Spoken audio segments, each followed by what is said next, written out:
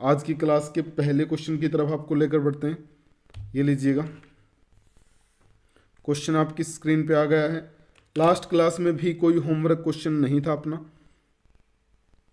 तो direct class question से ही शुरू करेंगे।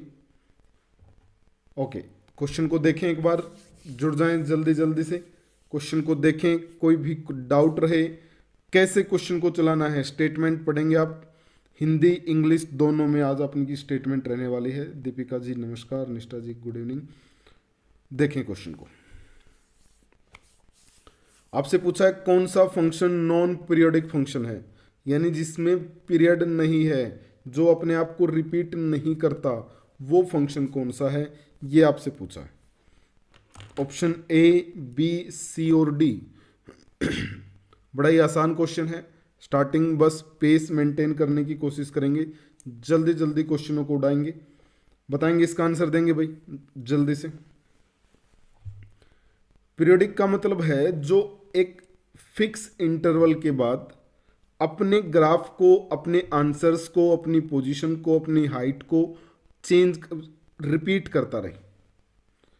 अगर वो रिपीट करता है तो इसका मतलब वो क्या बन जाएगा, पीरियोडिक फंक्शन बन जाएगा। अच्छा, सब कह रहे हैं sir option A. Option A fractional part function. Fractional part function का ग्राफ बनाता हूं मैं। ये है फ्रैक्शनल पार्ट फंक्शन का ग्राफ, यही है। क्या ये पीरियोडिक नहीं है? अरे ये तो हर इंटीजर वैल्यू पर अपने आप को रिपीट करता है। जो ग्राफ 0 से 1 बना है वही 1 से 2, वही 2 से 3, वही 3 से 4। भूपेंद्र एंड निष्ठा जी, ये तो हर इंटीजर के बाद अपने आप को रिपीट कर रहा है। इसका मतलब ये तो पीरियोडिक फंक्शन है। फ्रैक्शनल पार्ट पीरियोडिक फंक्शन है, बिल्कुल है पीरियोडिक फंक्शन। ऑप्शन ए गलत है आप लोगों का, फंक्शन है पीरियोडिक। कोट पीरियोडिक है, बिल्कुल है सर। साइन कोट पीरियोडिक है, बिल्कुल है सर। ऑप्शन डी आंसर रहेगा अपना, ऑप्शन डी। ऑप्शन डी को याद रखना, ये स्पेशल फंक्शन है। F X is equal to X plus sine X का ग्राफ मैं आपको बता दूं। पहले क्या किया जाता है इसमें, y is equal to X की लाइन बनाई जाती है, फिर इस y is equal to X की लाइन पे साइन एक्स का ग्राफ बनाया जाता है। ये इसका ग्राफ बनता है x प्लस साइन एक्स का। ये कभी भी रिपीट नहीं कर रहा। देखो यहां 0 से 1 है, तो अगला क्या पता 2 पर क्या देगा, 3 पर क्या देगा, 4 पर, 5 पर। तो ये जो ऑप्शन डी है ये आंसर रहेगा। नॉन पीरियोडिक पूछा है, नॉन पीरियोडिक जो रिपीट ना करे अपने आप को। फ्रैक्शनल पार्ट तो हर पॉइंट पे करता है, कोट भी करता है, साइन कोस की अगले की रेंज निकालेंगे वो भी करता है, बट ऑप्शन डी है जो ये है नॉन पीरियोडिक फंक्शन। काफी जगह आपको दिखाई देगा भैया, इसका ग्राफ भी अच्छे से लिख लेना, नोट कर लेना। F X is equal to X plus sine X. Done, फंस गए, पहले ही क्वेश्चन ने चकमा दे दिया आप लोगों को। चलिए आगे बढ़ते हैं, अगले क्वेश्चन को लेकर आते हैं। कोई डाउट हो तो बताएंगे, ले आए अगले क्वेश्चन को, ठीक है। ओके, ये लीजिए नेक्स्ट क्वेश्चन आपकी स्क्रीन पे।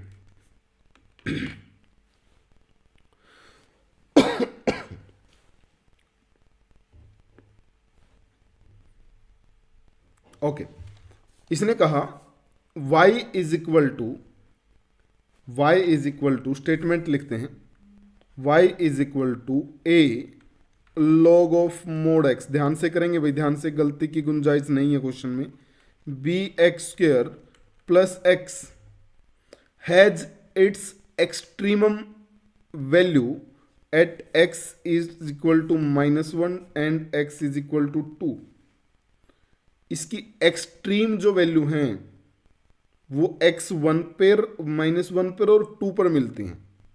इसका मतलब इस क्वेश्चन की मैक्सिमम या मिनिमम वैल्यू -1 और 2 पर मिल रही है। इसका मतलब ये है, एक्सट्रीम का मतलब होता है या तो मिनिमम या मैक्सिमम, दोनों में से कोई भी होगा तो उसको एक्सट्रीम वैल्यू बोला जाता है। अब या तो सर -1 पर मिलती है या 2 पर मिलती है, इसका मतलब क्या है। अच्छा, एक पॉइंट और समझते हैं। अगर हम मैक्सिमम वैल्यू निकाल रहे हैं या मिनिमम वैल्यू निकाल रहे हैं तो उस पॉइंट पर क्या होता है, अपना एफ डैश एक्स कितना बन जाता है, 0 बन जाता है। यानी अगर f dash a is equal to 0 है, it means x is equal to a is extreme point of f x. हाँ सर, बी ओके निष्ठा। इसका मतलब सर इस y का भी फर्स्ट डेरिवेटिव 0 होगा जब हम x को -1 पुट करेंगे, और 0 होगा जब हम x को 2 पुट करेंगे। हाँ, तो पहले तो y को डिफाइन करते हैं सर। मोड में मोड x दे रखा है लॉगरिथम के फंक्शन में। मोड x एक डिफाइंड फंक्शन है, पहले उसको डिफाइन करना पड़ेगा, तब जाकर आप क्वेश्चन पर काम कर पाओगे। यानी आपको देखना पड़ेगा कि x पॉजिटिव है या नेगेटिव। अब नेगेटिव का तो लॉगरिथम में चांस है ही नहीं, इसका मतलब x पॉजिटिव है, और पॉजिटिव है तो मोड डायरेक्ट हट जाएगा। यानी क्वेश्चन अगर बिना मोड के देता तब भी एक ही बात थी, और मोड के साथ दिया है तब भी एक ही बात है, दोनों का मतलब सेम ही है।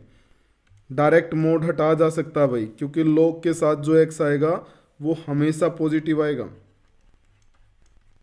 प्लस एक्स डिफ्रेंशिएट कर देते हैं, y dash is equal to कितना बन जाएगा, a upon x plus 2bx plus 1। अब ये at x is equal to -1 पर भी 0 है, यानी y डैश को क्या मान लेते हैं, f डैश x। तो f डैश -1 का मतलब है sir -a -2b plus 1 is equal to 0, और हम लिख सकते हैं a plus 2b is equal to 1।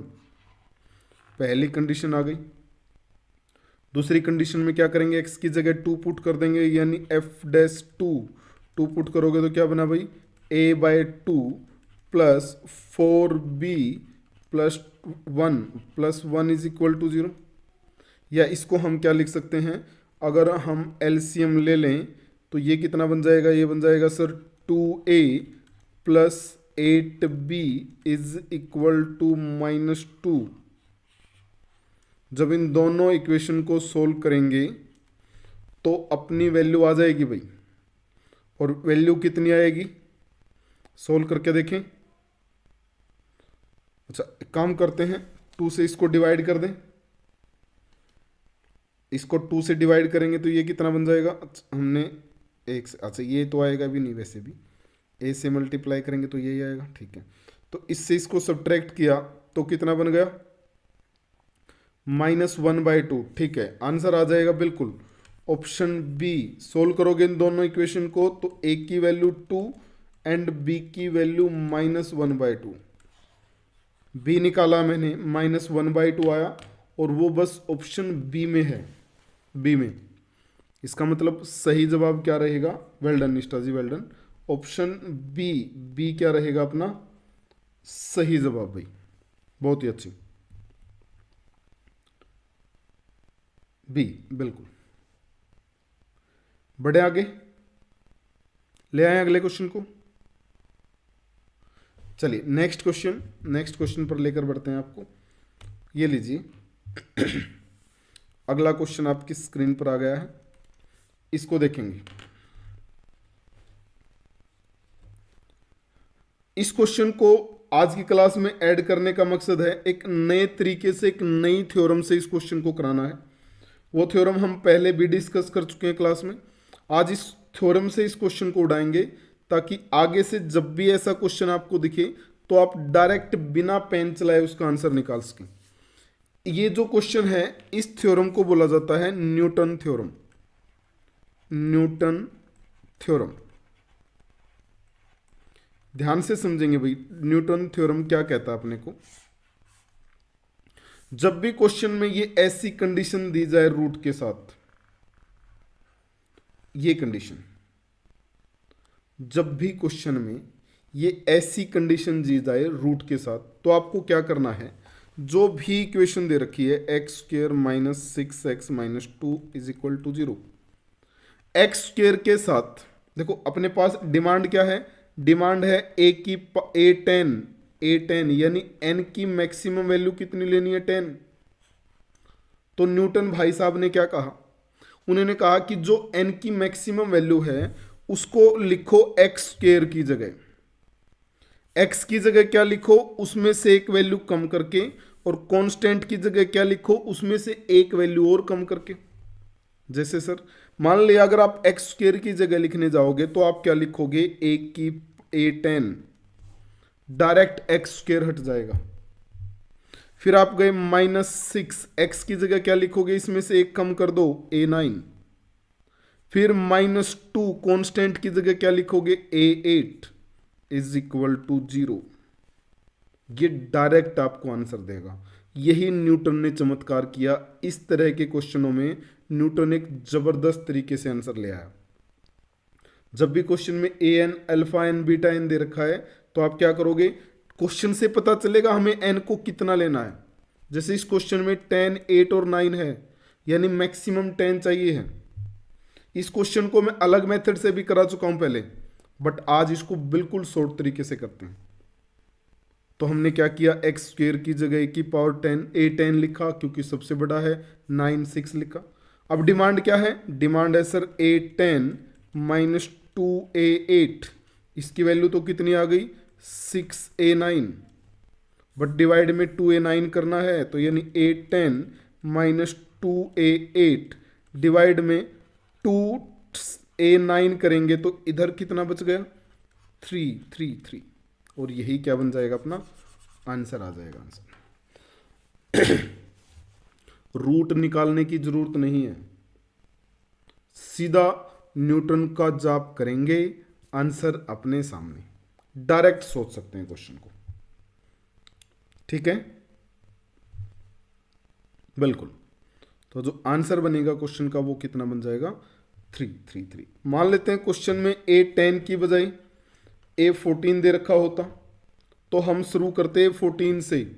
Highest एक को एक्स स्क्वेयर की जगह एक्स, उसकी वैल्यू एक एक कम करते जाएंगे, एक्स की जगह a13 और कांस्टेंट की जगह a12 आ जाता। ठीक है, गुड इवनिंग, गुड इवनिंग, बिल्कुल। तो जो आंसर रहेगा इसका वो कितना आ जाएगा, ऑप्शन ए आ जाएगा। बहुत ही बढ़िया। चलिए अगले क्वेश्चन पर बढ़ते हैं, ले आए अगले क्वेश्चन को। यस सर, नेक्स्ट क्वेश्चन, इसको देखेंगे भाई। अच्छा क्वेश्चन है, काफी इंपॉर्टेंट क्वेश्चन रहने वाला है आपके एग्जाम के लिए, ध्यान से करेंगे। ओके, बहुत ही बढ़िया, निकालेंगे इसको, देखेंगे।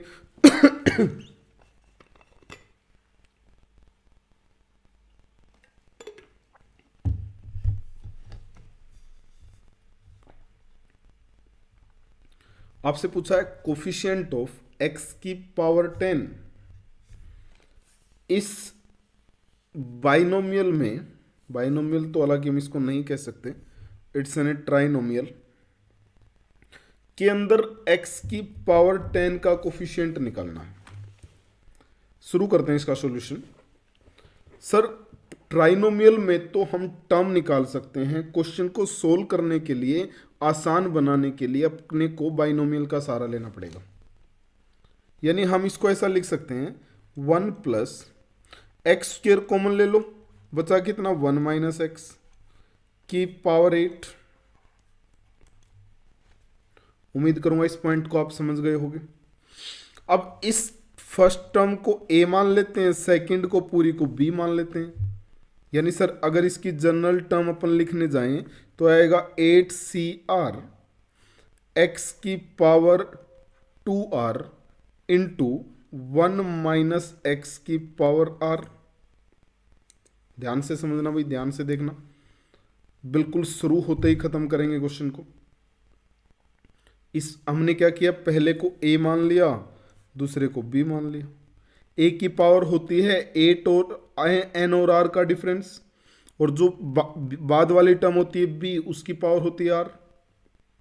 या इसी को थोड़ा सा और सिंप्लीफाई करें सर, तो यह आएगा 8CR x की पावर 2R। इसमें फिर से बाइनोमियल लगाएं तो ये बन जाएगा सर RCR1 माइनस एक्स की पावर R1। अब क्वेश्चन खुलकर सामने आ गया है। अब क्वेश्चन में अपनी डिमांड क्या है कि सर हमें x की पावर 2R और R1 का जो सम है वो 10 करना है। 10 यहाँ x है सोचो, और यहां x है। हाँ सर। अब अगर आप r की बात करें तो r मैक्सिमम 8 हो सकता है, बट सर अगर हमने 8 ले लिया तो ये खुद 16 बन जाएगा, 10 तो बनेगा ही नहीं। यानी मिनिमम इस r को हम कितना ले सकते हैं 5, और r1 को कितना ले लेते हैं 0। सोचो 2 इंटू 5 10, 10 ही तो चाहिए सर। यानी पहला जो x की पावर 10 आएगी वो कब आएगी, जब आप r को 5 पुट करोगे, और R1 को कितना R5 किया है, तो सर R1 लेना पड़ेगा 0। केस 1 बन गया। सोचो समझो, और समझ आया है तो थम्स अप भेजो। फिर चले सर R को क्या ले लें, R को मान लिया 4 ले लें सर। अगर R को 4 ले लिया तो 4 दूनी 8, R1 को कितना लेना पड़ेगा 2, क्योंकि दोनों का सम 10 बनाना है। इसका मतलब सर एक दूसरा कोफिशिएंट आ जाएगा 8C4 एंड 4C2। हाँ सर ये भी सही है।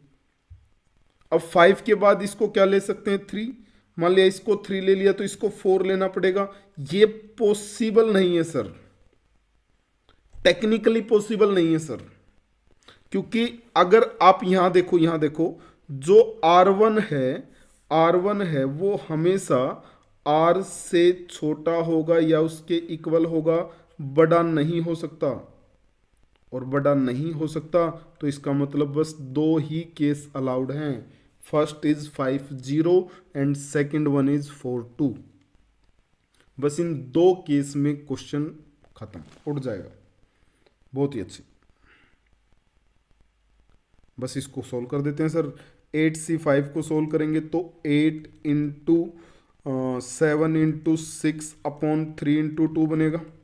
5C0 1 होता है, plus 8C4 8 into 7 into 6 into 5 divide में 4 इंटू 3 इंटू 2 इंटू 4 3/2।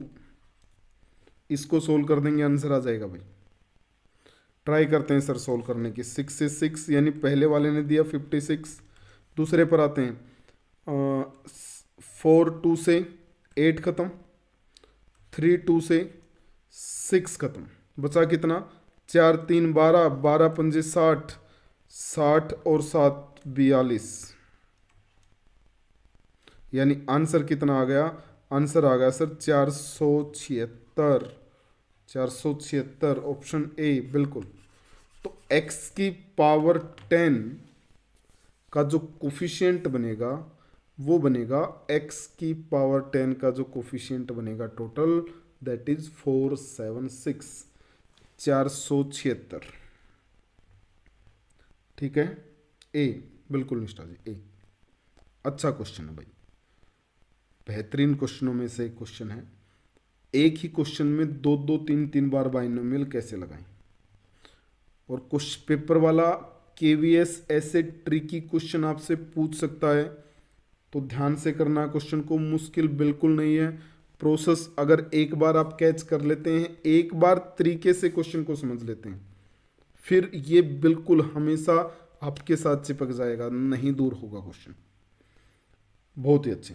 अगले क्वेश्चन पर आ जाएं। ये लीजिएगा नेक्स्ट क्वेश्चन।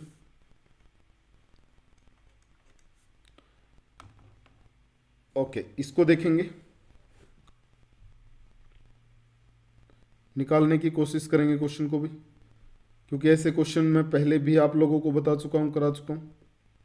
ओके, क्लास में जब भी आप एंटर करें लाइक या डिसलाइक जरूर किया करो क्लास को, ताकि आपकी मौजूदगी दर्ज होती रहे। इस क्वेश्चन को संभालेंगे, इसको देखेंगे। ऐसे क्वेश्चन भी हम कर चुके हैं। स्टेटमेंट बदली है, ना तो मैं बदला हूं ना आप, ना इसका तरीका बदलेगा। उड़ाएंगे इसको भी, देखते हैं कौन सबसे पहले और सही जवाब देता है। स्टेटमेंट आप पढ़ लें एक बार।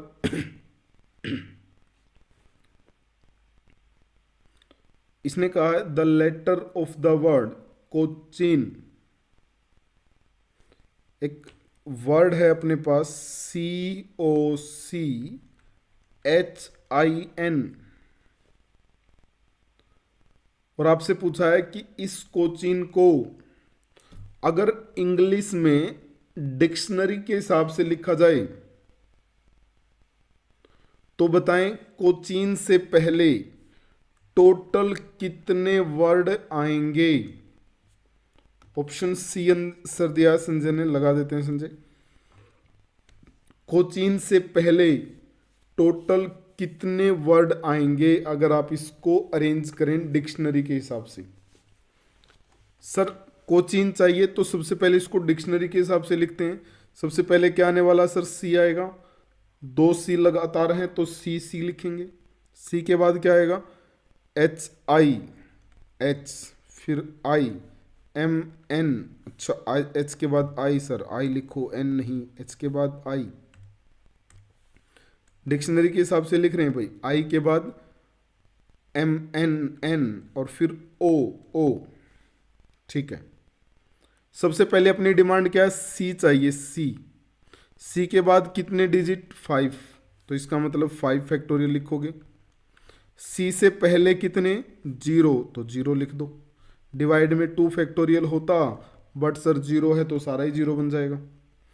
फिर आए प्लस में, फिर क्या चाहिए, ओ ओ ओ। ओ से पहले कितने हैं, 1 2 3 4, तो लिखो 4। ओ के बाद कितने, 4 फैक्टोरियल। क्या 2 से डिवाइड करेंगे, नहीं करेंगे सर, ओके।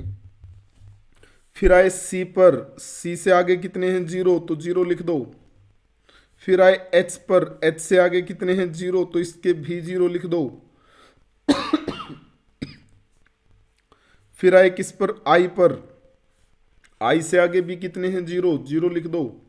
बचा कौन, एन, एन के लिए लास्ट नंबर के लिए क्या लिखते हैं, 1, 1 ऐड करते हैं। बस इसको सोल्व कर देते हैं तो क्वेश्चन तो बड़ा आसान हुआ। ये तो आया 4, 4 फैक्टोरियल प्लस 1, और 4 फैक्टोरियल कितना, 24 इंटू 4 96 प्लस 1 97। इसका मतलब हुआ कि जो ये वर्ड है, ये जो वर्ड है इसकी रैंक कितनी आई, वो आई 97। यानी डिक्शनरी में अगर आप इसको देखोगे तो ये 97 नंबर पर दिखेगा आपको। बट क्वेश्चन वाले की डिमांड है कि इससे पहले कुल कितने अक्षर आए हैं, कुल कितने वर्ड आए हैं। तो ये 97 पर है, तो इससे पहले कितने आए हैं, 9666। ऑप्शन सी आंसर आ जाएगा। बहुत ही बढ़िया भाई, जबरदस्त, well done Sanjay, well done. Done भाई, चलिए आगे बढ़ते हैं अगले क्वेश्चन की तरफ। बताएं किसी का कोई डाउट है तो, किसी भी पॉइंट में कैसे हमने इसको लिखा है, कोई डाउट हो तो बताएंगे, पूछेंगे भाई। अच्छा, ये नीचे 2 फैक्टोरियल जरूर ध्यान रखना कि जब भी 2 नंबर कॉमन हैं और उन दोनों को सेम नंबर में से पहले नंबर की अगर हम परमुटेशन निकाल रहे हैं तो डिवाइड में 2 आएगा। यहाँ 0 बन गया इसलिए इसकी वैल्यू नहीं रही, लेकिन ये आएगा जरूर, ध्यान रखना इसको। अगले क्वेश्चन पर चलते हैं। ये लीजिए नेक्स्ट क्वेश्चन। अगला क्वेश्चन आ गया स्क्रीन पे, इसको देखेंगे भाई।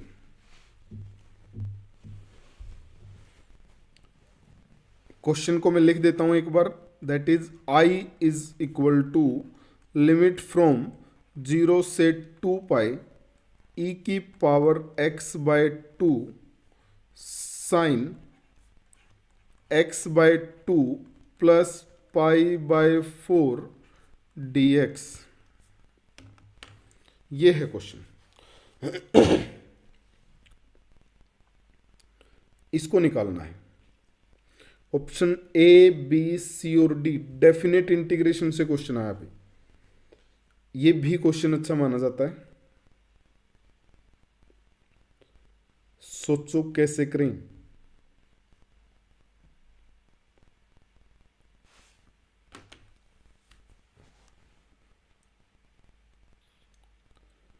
करें तो कैसे,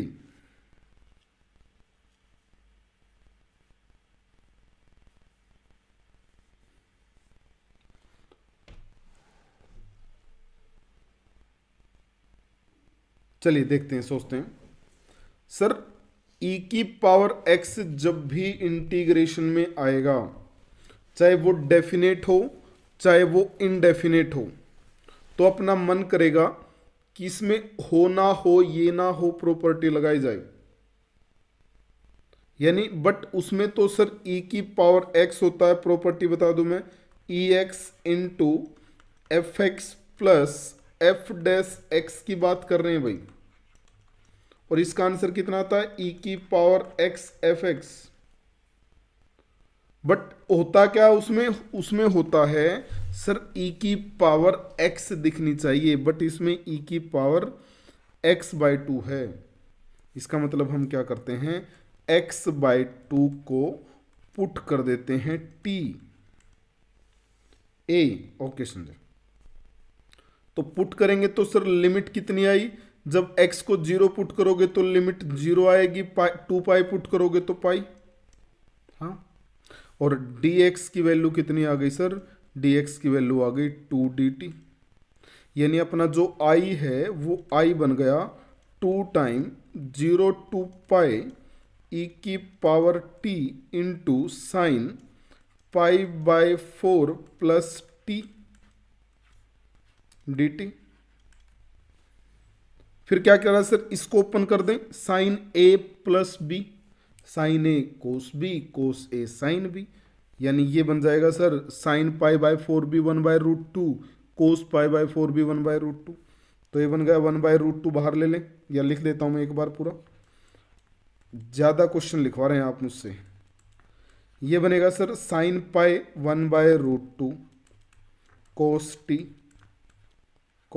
T plus cos π/4 1/√2 sine t. 1/√2 common लेंगे तो साइन का डिफ्रेंशिएशन कोस है, इसका मतलब बाहर तो बचा 2√2, अंदर क्या बच गया, e की पावर t साइन टी, होना हो ये ना हो, from 0 to pi. Sir sine pi कितना, 0, यानी अपर लिमिट पुट करने से भी 0 बन रहा है। साइन 0 कितना, 0, यानी सर लोअर लिमिट पुट करने से भी 0 बन रहा है। 0 माइनस 0 0 और 0 इंटू समथिंग 0, तो फाइनल आंसर भी कितना आ गया, ZERO। ऑप्शन ए नहीं, ऑप्शन बी बनेगा इसका आंसर, ZERO। दोनों क्वेश्चन में लिमिट का ध्यान दो, लिमिट को देखो, साइन पाई भी 0, साइन 0 भी 0। सीधा होना हो ये ना हो काम नहीं करेगा, आपको पहले उसको बनाना पड़ेगा उसके जैसा, फिर जाकर आप क्वेश्चन को उड़ा पाएंगे। बिल्कुल भूपेंद्र जी।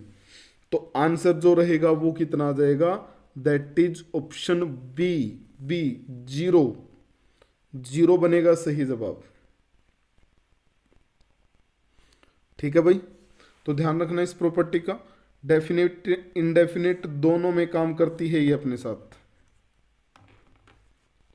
आंसर बहुत कम दे रहे हैं, भूपेंद्र, संजय, निष्ठा, रिंकू, बाकी नहीं दे रहा कोई भी आंसर। कोशिश करो भाई, मेन है टारगेट अपना, आंसर निकलना चाहिए, तभी पता चलेगा कि क्लास आपको समझ आ भी रही है या नहीं। चलें अगले क्वेश्चन में, किसी का कोई डाउट बताएंगे, मैं हर क्वेश्चन पर वेट कर रहा हूं कि आपका कोई डाउट हो तो आप पूछ लें, ऐसा ना हो कि किसी का कोई डाउट रह जाए और हम अगले क्वेश्चन पर निकल लें। चलिए आगे बढ़ते हैं, फिर अगला क्वेश्चन ये लीजिए, इस क्वेश्चन को देखेंगे। क्वेश्चन में HN दे रखा है, SN पूछा है, ठीक है निकालते हैं सर।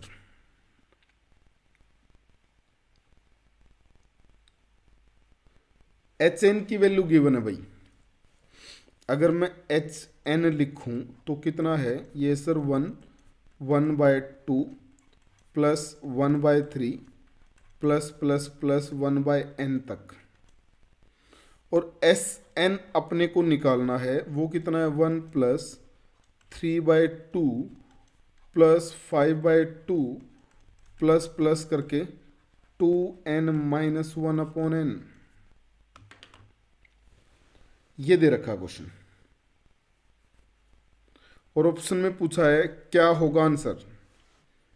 अच्छा, जब हम ऑप्शन की तरफ देखते हैं ना तो अपने को HN दिख रहा है, HN। इसका मतलब जो क्वेश्चन में गिवन है उसी का यूज करना है अपने क्वेश्चन में। SN को HN जैसा बनाना है। बनाते हैं सर। देखो, अगर आप सीधे आम आदमी की तरह क्वेश्चन को देख रहे हैं तो ये बिल्कुल आपको दिखाई नहीं देगा।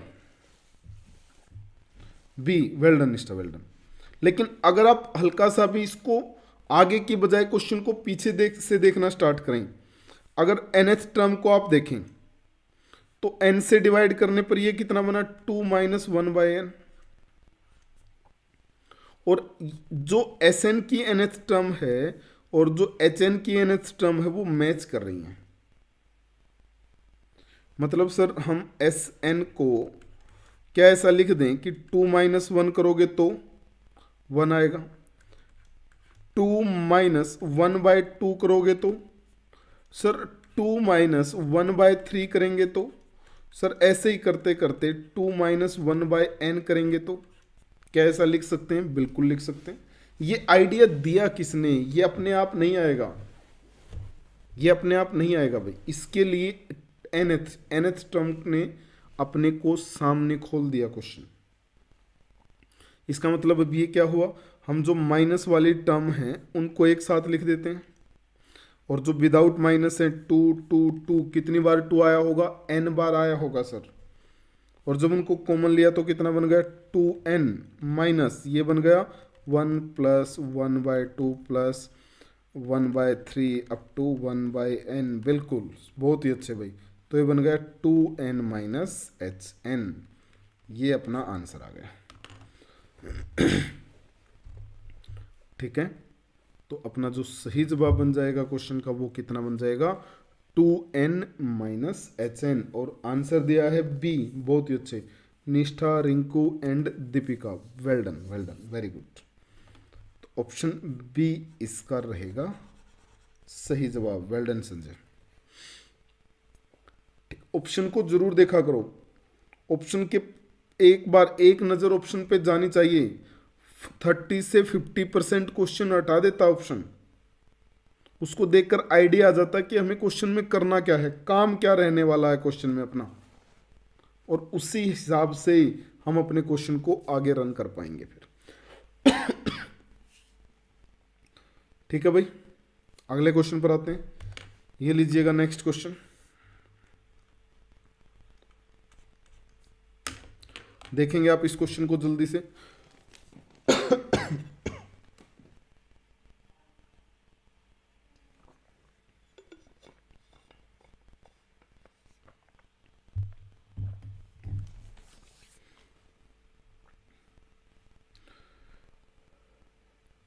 ओके, ये क्वेश्चन भी अच्छा क्वेश्चन है भाई।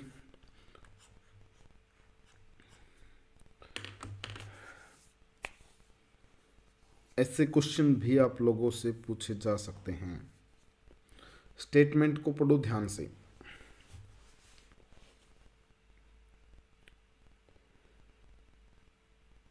A letter is known to have come from either Tata Nagar or Calcutta. Okay, Tata Nagar और कलकत्ता से कोई एक वर्ड आएगा अपने पास, हमें नहीं पता कौन सा आएगा। On the envelope just 2 consecutive letters TA are visible. The probability that the letter has come from Calcutta। Question को पढ़ते पढ़ते मुझे याद आया कि ये बेस थ्योरम का क्वेश्चन है, शायद आपको भी पता चला हो। बेस थ्योरम ऐसी तो कहती है कि बैग सेलेक्ट हो चुका है, पहला बैग सिलेक्ट हो चुका है, उससे रेड बॉल निकालने की प्रोबेबिलिटी बताओ। इसने भी साफ साफ कहा है, वर्ड है जो कलकत्ता वो सिलेक्ट हो चुका है, उससे टी एक साथ आने की प्रोबेबिलिटी बताओ। दोबारा से समझे क्वेश्चन क्या है। टाटानगर और कलकत्ता दो अपने पास वर्ड हैं, आपसे पूछा इन दोनों में से एक वर्ड सिलेक्ट किया गया, सिलेक्टेड वर्ड इज कलकत्ता, उसमें टी ए लगातार आने की संभावना क्या है, प्रोबेबिलिटी क्या है, प्रयक्षता क्या है, ये आपसे पूछा। कॉन्जुकेटिव लेटर लिखने हैं, लगातार लेटर लिखने हैं, दो दो दो दो दो दो, बिल्कुल प्रॉपर प्रोबेबिलिटी वाले तरीके से मैं आपको समझा दूं। मान लेते हैं even probability to select Tatanagar, Tatanagar NAGAR। E2 है जो वो प्रोबेबिलिटी है टू सेलेक्ट कोलकाता, CALCUTTA। इसका मतलब सर दोनों में से एक सिलेक्ट करना है, तो इवन प्रोबेबिलिटी कितनी 1/2 एंड प्रोबेबिलिटी ऑफ E2 वो भी कितनी 1/2। अब आपसे पूछा है ए मान लेते हैं सर, एक इवेंट मान लेते हैं टू सो TA कॉन्जुकेटिव। तो अब आपसे पूछना चाहता है कि भाई प्रोबेबिलिटी ऑफ ए E1 कितनी होगी। टाटानगर में TA कितनी बार आया है, ये पूछा है आपसे। आप कहेंगे पहले तो लिखना सीखो। कॉन्जुकेटिव का मतलब है, देखो ध्यान से, पहले TA लिखा हमने, लो सर पहले क्या आएगा TA, फिर क्या आएगा सर AT, फिर क्या आएगा सर TA। देखो ध्यान से, लगातार लिख रहे हैं दो कॉन्जुकेटिव वर्ड। TA के बाद सर AN के बाद सर NA के बाद AG, फिर GA और फिर AR। ऐसे इस तरीके से लिख सकते हैं हम। क्वेश्चन डरावना हो सकता है, मुश्किल हो सकता है, लेकिन अगर आप समझेंगे तो बिल्कुल भी मुश्किल नहीं रहने वाला है। ध्यान से समझो, क्वेश्चन पर ध्यान दो। इसने कहा है कि लगातार दो दो नंबर लेने हैं, कॉन्जुकेटिव दो दो नंबर लेने हैं। इसका मतलब पहले TA लिखा, फिर AT लिखा, फिर TA, फिर AN, फिर NA, फिर AG, फिर GA, फिर AR। TA कितनी बार आया सर, TA देखो एक बार, दो बार, कितने में से 4 5 6 7 8 में से दो बार आया है। यानी probability of A over E1 कितनी आ गई 2/8। ऐसे ही अब हम कोलकाता को लिखते हैं। इसको अगर आप लिखेंगे तो ये कैसे लिखा जाएगा सर, C आएगा पहला, तो फिर AL आएगा, फिर LC, फिर CU, फिर UT, फिर TT और फिर TA। 1 2 3 4 5 6 7 में TA कितनी बार आया, एक बार। इसका मतलब probability of A over E2 कितनी आ गई 1/7। यहाँ रुकूंगा भाई, मैं आपका इंतज़ार करूंगा। यहीं से क्वेश्चन ख़त्म हो चुका है। इसके बाद तो बस बेस थ्योरम लिखनी है, आंसर आ जाएगा। यहाँ अगर कोई डाउट है तो बताएंगे, यहाँ आप मुझे रोक सकते हैं, पूछ सकते हैं अपना क्वेश्चन, कोई भी क्वेश्चन अगर आपका है तो बताइएगा। कॉन्जुकेटिव दो दो वर्ड लिखे मैंने, टाटानगर के भी दो दो लिखे, तो टोटल कितने बने 8। देखने में लग रहा है उसमें 9 हैं, 2/9 मत कर देना, क्योंकि दो दो वर्ड लिखने हैं। हो सकता है कल को आपसे 3 वर्ड लिखवा ले, समझ रहे हैं ना। तो सिंपल स्पेस भी बनाना सीखना है। चलिए अब आते हैं, अब आपसे पूछा कि कोलकाता सिलेक्ट हो गया, कोलकाता सिलेक्ट हो गया यानी E2, तो आपको क्या निकालना है E2/A। ऊपर क्या लिखेंगे सर, E2 को सिलेक्ट होने की प्रोबेबिलिटी 1/2 इंटू A को E2 पर सिलेक्ट होने की प्रोबेबिलिटी 1/7। नीचे दोनों को ऐड करेंगे, बेस थ्योरम याद है आप लोगों को, प्लस 1/2, 2/8 को तो हम 1/4 लिख दें। हाँ सर,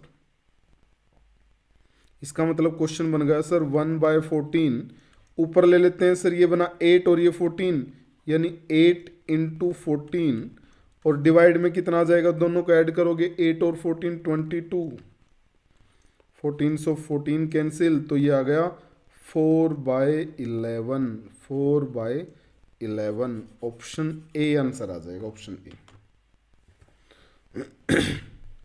ऑप्शन ए आंसर आएगा।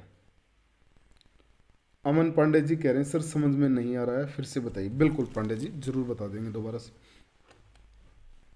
शुरू से बताते हैं। देखिए हाँ हाँ, अरे पांडे जी प्लीज कहने की जरूरत नहीं है, ये आपका हक बनता है। देखिए अपने पास कोई एक दूसरा वर्ड लेते हैं, हमें क्या करना है, दो अल्फाबेट को एक साथ लिखना। उसने देखो दे रखा है कि दो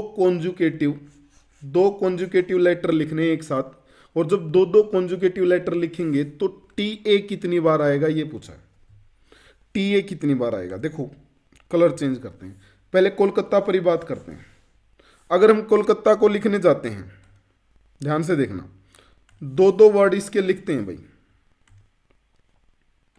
तो पहले हम क्या लिखेंगे, सैंपल स्पेस बनाएंगे, तो सर पहले तो सी ए लिखा जाएगा।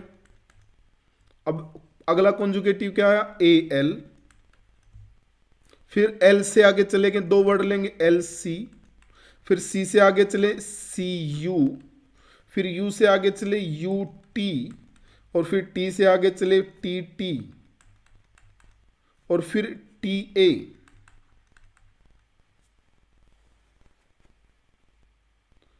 ठीक है, C A, C L, L C, C U, U T, T T, T A, ये बन गया अपना सैंपल स्पेस। अब ये आपसे चाहता है कि इस सैंपल स्पेस में से इस सैंपल स्पेस में से टी ए जो वर्ड है वो कितनी बार आया है। सर टी एक ही बार तो आया है, एक ही बार तो आया है, ये लीजिए, हाँ सर एक ही बार आया है। सर ऐसे ही हमें क्या करना है, टाटा नगर को लिखना है। टाटा नगर के दो वर्ड लिखे तो उसका सैंपल क्या बन गया, ये बन गया सर सैंपल स्पेस। इस सैंपल स्पेस में टी ए कितनी बार आया है, 2 बार आया है, ये आपसे पूछा गया। डन। अमन जी कह रहे हैं सर सवाल बताने से पहले आप अपनी डिग्री बताइए, क्या क्या किया है आपने, बताइए सर, बताइए सर, सवाल बताने से पहले डिग्री बताइए क्या क्या किया है सर। हाँ सर ठीक है ओके पांडे जी, अच्छा यहाँ तक बताएं, क्वेश्चन समझ आया है, क्वेश्चन समझ आया है, और किसी ने पूछा तो दोबारा से बताएं। हाँ दीपिका जी और अमन पांडे जी, क्वेश्चन पर आए आप सबसे पहले। यहां पर मेरी प्रायोरिटी है क्वेश्चन, क्वेश्चन बताइए आपको समझ आया या नहीं, क्वेश्चन में कोई डाउट है, आ गया सर अब, बहुत ही अच्छा, बहुत ही अच्छा। चलिए पांडे जी आप भी कंफर्म कर देंगे, अगर आप डिग्री वाले फोबिया से बाहर निकल जाएं तो ये जरूर बताएंगे एक बार कि क्वेश्चन आपको समझ आ गया क्या। मैं आपको अगले क्वेश्चन में लेके चलता हूं, ये लीजिएगा, नेक्स्ट क्वेश्चन आ गया स्क्रीन पे, इसको उड़ाएंगे भाई।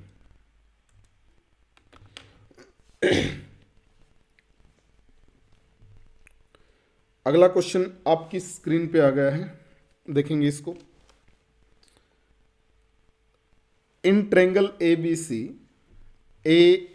सी दे रखा है और आपसे पूछा है साइन A/2 बताओ क्या होगा।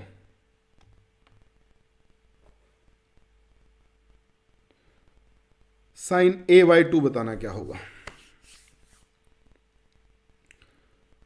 अमन पांडे जी आप प्लेलिस्ट में जाइए, क्लासेस देखिए, इस चैनल पर देखने के बाद उसके बाद टीचिंग एग्जाम रिजल्ट गुरु की प्लेलिस्ट में जाइए और क्लासेस देखिए, अगर मेरे हिसाब से आप समझ जाएंगे डिग्री क्या है।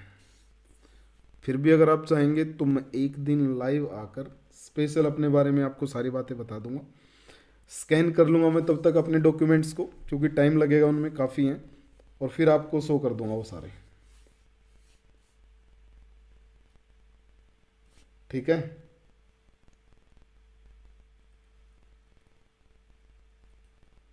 आपका अगर कोई और क्वेश्चन है तो आप पूछ सकते हैं।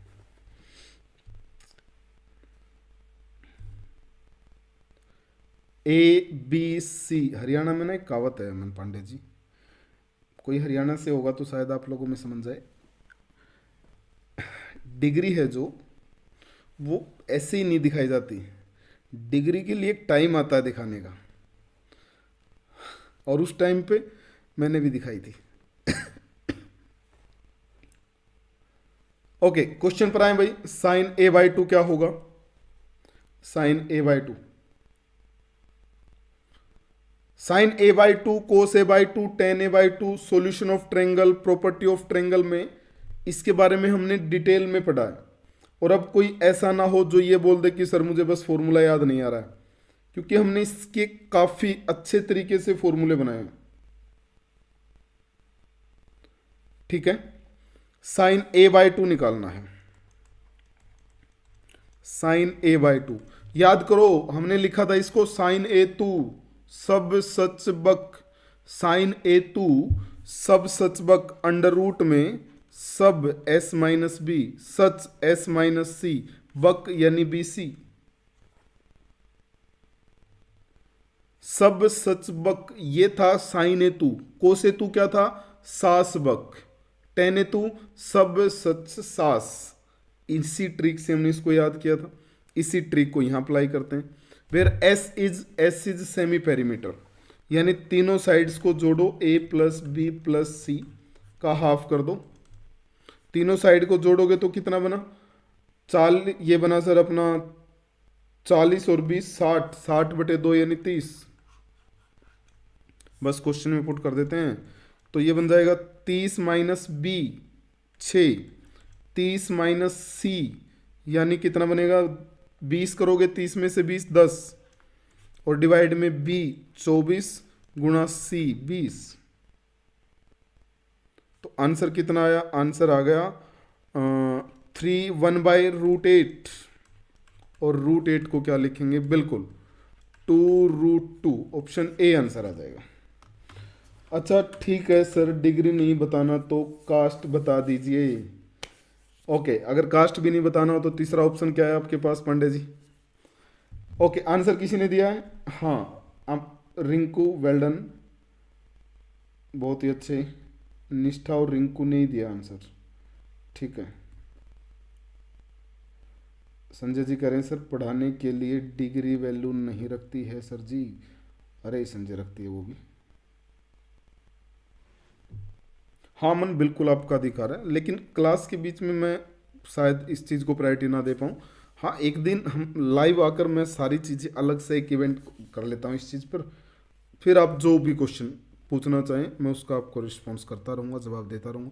मुझे भी अपनी डिग्रियाँ छुपाने में, क्वालिफिकेशन, कास्ट, कुछ भी छुपाने में इतनी दिलचस्पी नहीं है।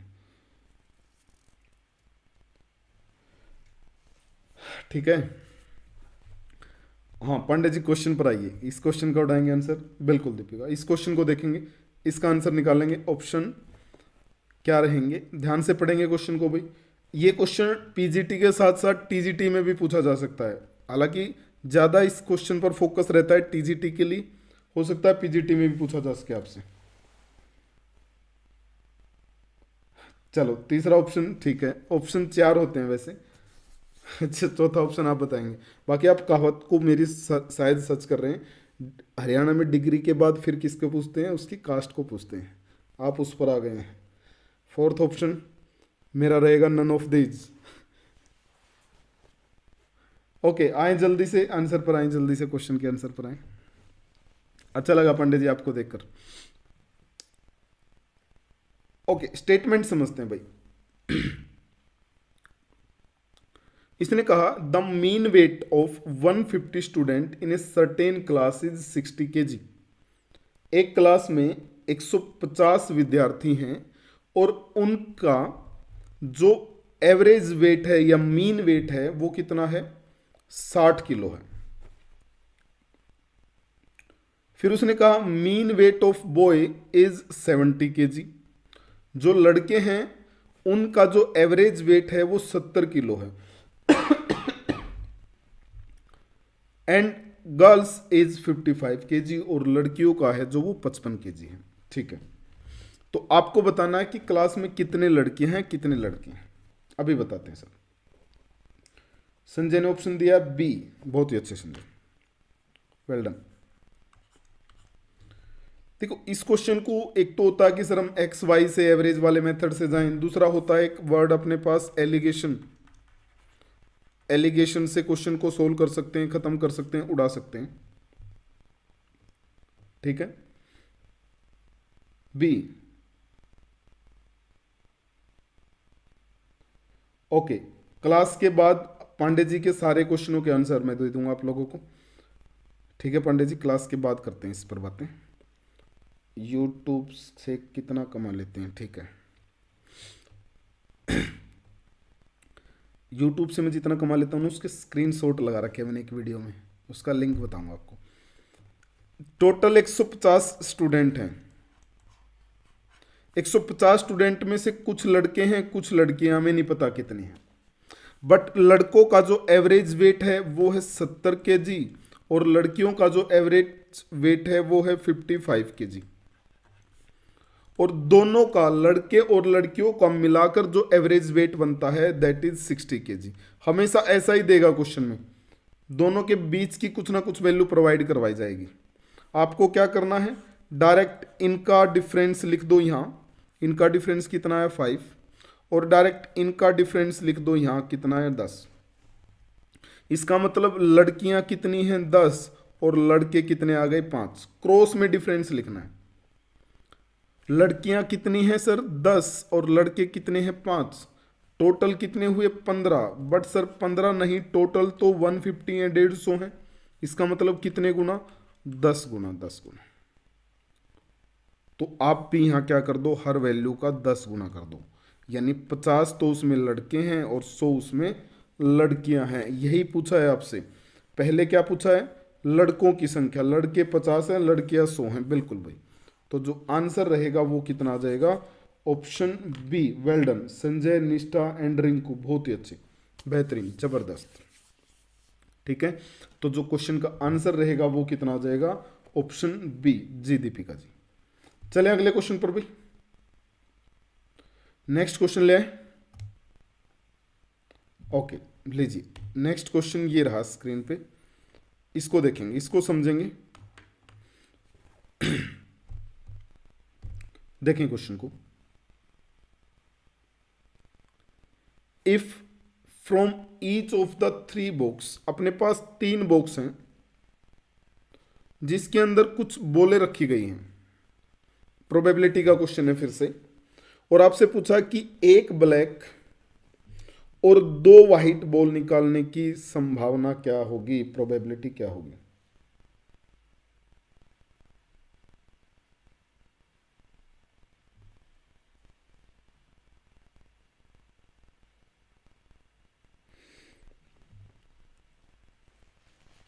ठीक है, अपने को क्या निकालना है, प्रोबेबिलिटी निकालनी है 2 व्हाइट और 1 ब्लैक बॉल की। ठीक है, बहुत ही अच्छे, बहुत ही अच्छे पांडे जी। हम और उम्मीद करेंगे, माता रानी से दुआ करेंगे आपका चैनल और अच्छे से चले, फूले फूले।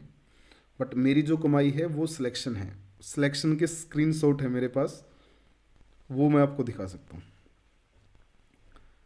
ओके, क्वेश्चन पर आते हैं अपने। 3 बैग हैं भाई, 3 बैग हैं सर, लो। पहले बैग में 3 व्हाइट बॉल हैं और 1 ब्लैक बॉल है, ऐसे लिख लो। दूसरे में 2 व्हाइट बॉल हैं, 2 ब्लैक बॉल हैं, और तीसरे में 1 व्हाइट बॉल है और 3 ब्लैक बॉल हैं। डिमांड क्या है, इसको बैग 1 मान लेते हैं, बैग 1 मान लेते हैं, B1, bag 2, bag 3, D. Okay, demand है कि सर एक तो ब्लैक बॉल निकालनी है और 2 व्हाइट।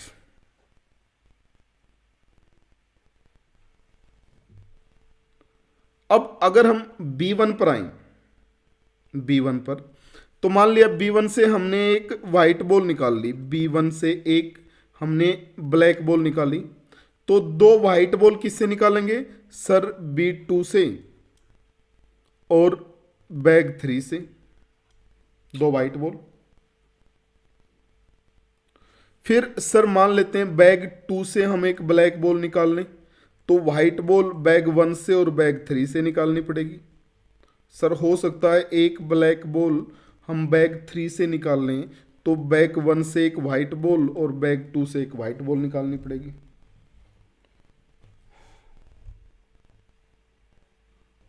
बहुत ही आभार आभार अमन पांडे जी। अब आते हैं इस क्वेश्चन की आंसर निकालने की तरफ बढ़ रहे हैं। अब मान लिया बस यही तो तीन पॉसिबिलिटी है भाई, तीन ही तो बैग है अपने पास, तीन बैग हैं, तीनों में से हम क्या कर रहे हैं, एक एक ब्लैक बॉल निकाल ली, बाकी रिमेनिंग 2 बैग से 2 व्हाइट बॉल आ जाएंगी। ठीक है, अब देखो बैग 1 से व्हाइट बॉल आने की प्रोबेबिलिटी क्या है? बैग 1 से ब्लैक आने की प्रोबेबिलिटी है 1/4। बैग 2 से व्हाइट बॉल आने की प्रोबेबिलिटी कितनी है? 2/4। बैग 3 से व्हाइट बॉल आने की प्रोबेबिलिटी कितनी है सर? 1/4। इस चीज को आप समझ रहे होंगे।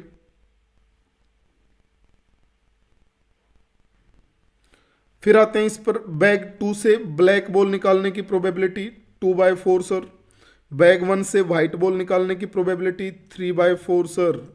और बैग 3 से व्हाइट बॉल निकालने की प्रोबेबिलिटी फिर से कितनी? 1/4। किसी भी पॉइंट में अगर डाउट रहता रहे तो आप पूछते रहना। अब बैग 3 से ब्लैक बॉल निकालने की प्रोबेबिलिटी 3/4, बैग 1 से व्हाइट बॉल निकालने की प्रोबेबिलिटी भी 3/4 सर, और बैग 2 से व्हाइट बॉल निकालने की प्रोबेबिलिटी भी 2/4। बस इनको ऐड कर देंगे, अपना आंसर आ जाएगा। डन करते हैं सर। नीचे क्या है? तीनों में 64 बना, एलसीएम डायरेक्ट ले लेते हैं 64। ऊपर कितना बना? 2 + 6 प्लस इसमें कितना आएगा? 9 × 2 18, यानी टोटल जो बन गया अपना वो बन गया 26/64, that is 13/32। Option A answer आ जाएगा। ठीक है, ऑप्शन ए आंसर आ जाएगा, 13/32 ऑप्शन ए आंसर रहेगा भाई। अरे पांडे जी के अलावा किसी और का आंसर आ रहा है कुछ? निष्ठा ने कहा ऑप्शन ए आएगा। ठीक है, वेल डन निष्ठा, well done, very good. Sanjay ने कहा था डी आएगा सर। ओके ठीक है, पांडे जी आप अपना काम करते रहिए, मैं अपना करता रहूंगा। हाँ, अगर क्लास से रिलेटेड क्वेश्चन है तो आप पूछ सकते हैं, बताइए। डन भाई, यहां तक समझ आया है? चलें आगे, बताएं एक बार जल्दी से। अपना डाउट नहीं रखना है अपने पास, कमेंटों में फंस नहीं जाना है, अपना डाउट जरूर रखना, अपना डाउट पूछिएगा, आपके लिए पेपर निकालना जरूरी है। ठीक है, ओके ओके, वेल डन। चलिए अगले क्वेश्चन पर आते हैं। नेक्स्ट क्वेश्चन ये रहा,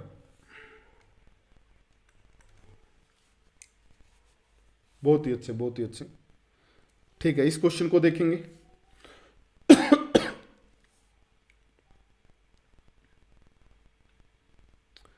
क्वेश्चन में आपसे पूछा है कि ये किस चीज को रिप्रेजेंट करता है। चलिए इस क्वेश्चन को होमवर्क क्वेश्चन बना लेते हैं। पिछली क्लास से हम होमवर्क क्वेश्चन नहीं कर रहे हैं, इस क्वेश्चन को रख लेते हैं आपके होमवर्क में। इस क्वेश्चन को ट्राई करेंगे आप भाई। ठीक है, कल इस चीज को, इस क्वेश्चन को रिस्पॉन्ड करेंगे, इसका आंसर आप मुझे बताएंगे। सोल्व करना है ध्यान से, जल्दबाजी नहीं करनी है रिंकू, ध्यान से क्वेश्चन को सोल्व करेंगे। ठीक है, लाइक डिसलाइक वीडियो कमेंट जो भी आपको अच्छा लगे क्लास के बारे में वो आप बता सकते हैं, क्योंकि ये भी एक रिस्पॉन्सिबिलिटी होती है। अगर आप बताते हैं तो उस चीज़ को चेक किया जा सकता है, चेंज किया जा सकता है। अगर वो नेगेटिव है, अगर वो पॉजिटिव है तो उसके ऊपर और काम करके उसको स्ट्रॉन्ग बनाया जा सकता है। हाँ संजय, हाँ अमन पांडे, अमन पांडे जी पूछिए। सर मेरे डाउनलोड नहीं हो पा रहा है। अच्छा,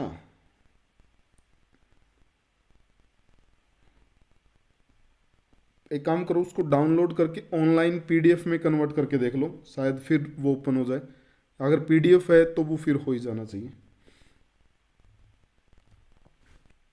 बताइए अमन जी, क्या क्वेश्चन है आपका? जल्दी बताएंगे, फिर आप लोगों से अलविदा लेनी है, ताकि कल भी हम दोबारा से मिल पाएं फिर। ओके, क्वेश्चन चैप्टर नेम अपने जरूर आप लिखते रहें। जैसे एक चैप्टर मिला कि सर एलपी से अपने को क्वेश्चन करने हैं, लीनियर प्रोग्रामिंग से, नेक्स्ट क्लास में उस क्वेश्चनों को भी ऐड करेंगे।